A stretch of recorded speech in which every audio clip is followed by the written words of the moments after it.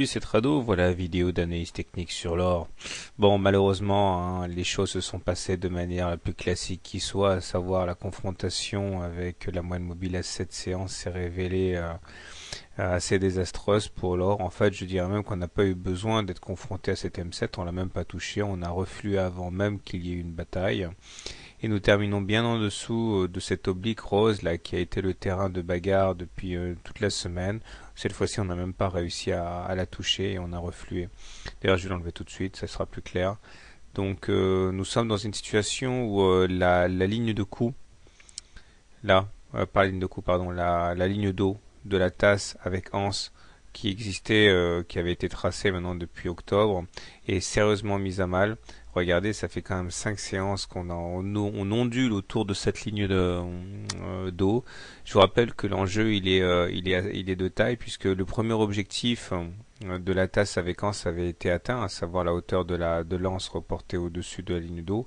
Par contre, le deuxième objectif, celui de la tasse elle-même, n'a pas été atteint. Autrement dit, l'objectif peu ambitieux a été touché, mais l'objectif ambitieux ne l'a pas été. Si on continue comme ça, je pense que ça va être mort et qu'on n'arrivera jamais à toucher le deuxième objectif. J'envisage d'ailleurs dès lundi hein, de déplacer cette ligne d'eau et d'en faire le nouveau support maintenant sur les 1667 par là.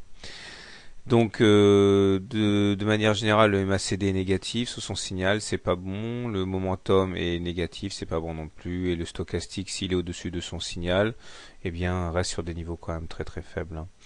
Pour la tendance, on est en dessous d'une M20 baissière, donc je considère qu'on est en tendance baissière. Maintenant, pour les objectifs, je pense qu'au-delà des 1667 et des 1600, il est intéressant d'aller faire un tour du côté de l'hebdomadaire, puisque la tendance semble établie maintenant à la baisse. Je vous propose donc ce graphe hebdomadaire là. Et on voit que les choses effectivement sont loin d'être bien parties. L'objectif baissier qui était le ralliement du bas de la fourchette d'Andrews a été atteint et même enfoncé en clôture cette semaine. J'ai coutume de fixer des objectifs comme tels. Je vous ai toujours dit, hein, c'est la règle, hein, que lorsqu'on sort d'une fourchette sans en avoir allié la médiane, eh bien cela entraîne une réaction brutale dans l'autre sens, autrement dit dans ce cas à la baisse. Et donc j'ai coutume de tracer un objectif comme ça, moi, en reliant les deux pivots, à savoir un ralliement des 1560. Hein. Donc ça fait quand même une belle chute. Cet objectif me semble assez plausible.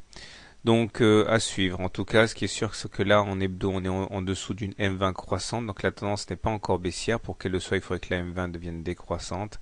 Mais il est clair que avec un MACD qui s'enfonce sous son signal, un stochastique qui est en train de croiser son signal à la baisse et un momentum négatif, on peut pas non plus être excessivement optimiste pour la suite.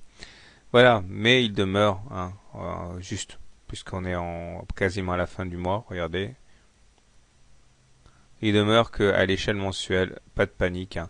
On est bien au-dessus de la M20, on est bien au-dessus de la M7 mensuelle, on est sauvé, on est soutenu par une série d'obliques qui ne remettent absolument pas en cause pour l'instant hein, l'évolution à long terme de l'or. Bonne soirée, bon trade, bon week-end et à demain.